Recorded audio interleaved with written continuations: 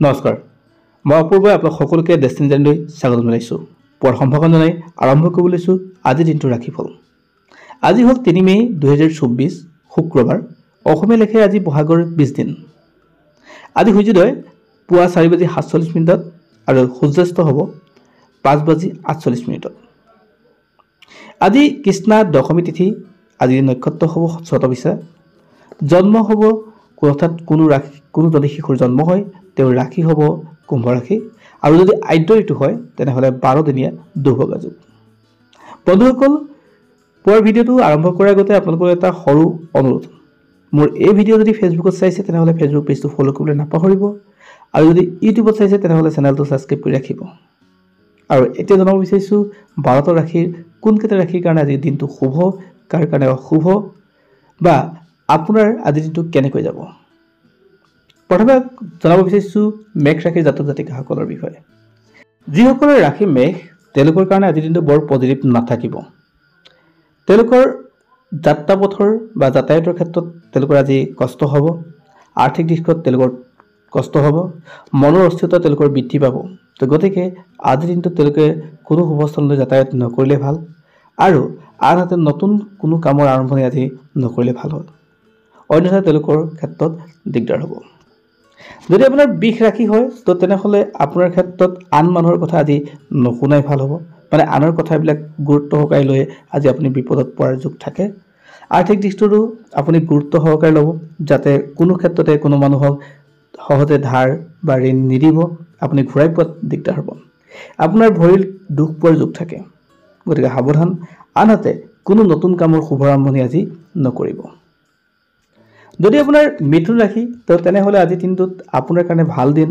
আপোনাৰ মান সন্মান বৃদ্ধি পোৱাৰ যোগ। ব্যৱসায় বাণিজ্য চাকৰি সকলোতে আপোনাৰ লাভৰ যোগ। আৰু আনহাতে আপুনি নতুন কাম যদি আৰম্ভণি কৰিম বুলি ভাবিছে তো তেনেহ'লে আজিৰ দিনটো আপোনাৰ কাৰণে উত্তম, অৰ্থাৎ ভাল দিন।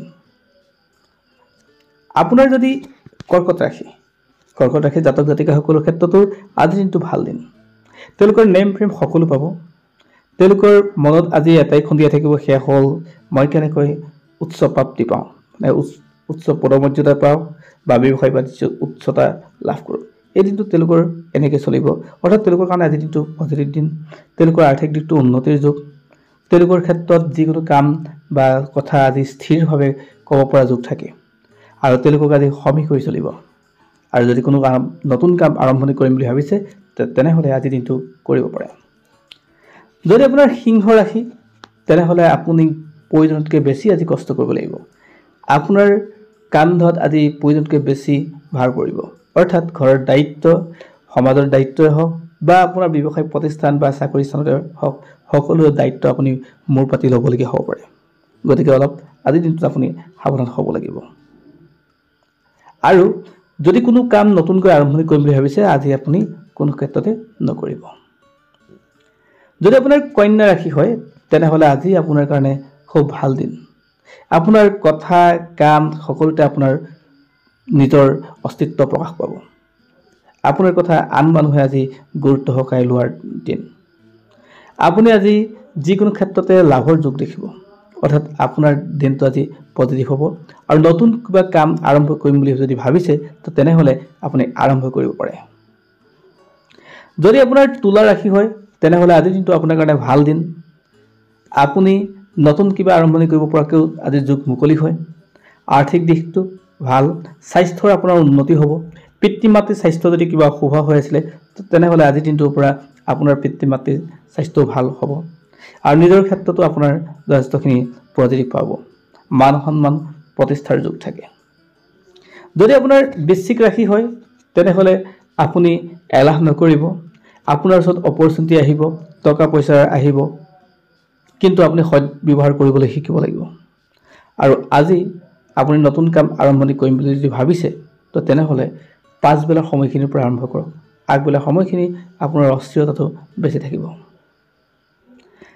যদি আপোনাৰ ধনু ৰাশি হয় তেনেহ'লে আজিৰ দিনটো আপোনাৰ কাৰণে যথেষ্ট ভাল দিন। সকলো কামেই আপুনি আৰম্ভ কৰিব পাৰে। পৰিয়ালক অলপ সময় দিয়ক। ঘৰুৱা কামবিলাক আপুনি গুৰুত্ব দিয়ক। পদমৰ্যাদা আপোনাৰ বৃদ্ধি পাব আজিৰ দিনটোত। ব্যৱসায়িকভাৱে বা বেংকিংভাৱে যি কাম কৰি আছে সেয়া কাম আপোনাৰ ফলপ্ৰসূ হ'ব। যদি আপোনাৰ মকৰ ৰাশি হয় তেনেহ'লে আপোনাৰ কাৰণে ভাল নহ'ব আজিৰ দিনটো।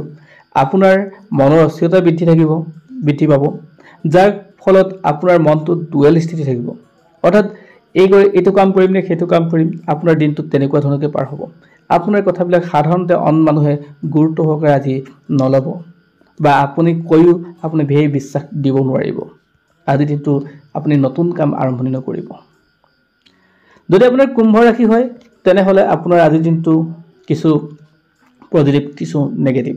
অৰ্থাৎ আপুনি আগবেলা কোনো শুভ কামৰ আৰম্ভণি নকৰিব, আপোনাৰ লোকচান হ'ব। আপোনাৰ ভৰিৰ বিষ, হাতৰ বিষ, আঁঠুৰ বিষ, এই বিষবিলাক হোৱাৰ আপোনাৰ সম্ভাৱনা থাকে। আৰু আপুনি যদি মীন ৰাশিৰ ব্যক্তি হয় তেনেহ'লে আজিৰ দিনটো আপোনাৰ কাৰণে খুব ভাল, অৰ্থাৎ পজিটিভ দিন। যিকোনো কামৰ শুভাৰম্ভণি কৰিব পাৰে। আপোনাৰ যিকোনো বেংকিং ডিল বা ব্যৱসায়িক ডিল, যিকোনো ক্ষেত্ৰতে আপোনাৰ আজিৰ দিনটো বাছনি কৰিব পাৰে। আপুনি চিন্তা নোহোৱাকৈ আজি মুক্ত মনে সকলো কাম কৰি গ'লেও আপোনাৰ কোনো লোকচান নহয়, অৰ্থাৎ আপোনাৰ কাৰণে পজিটিভ দিন।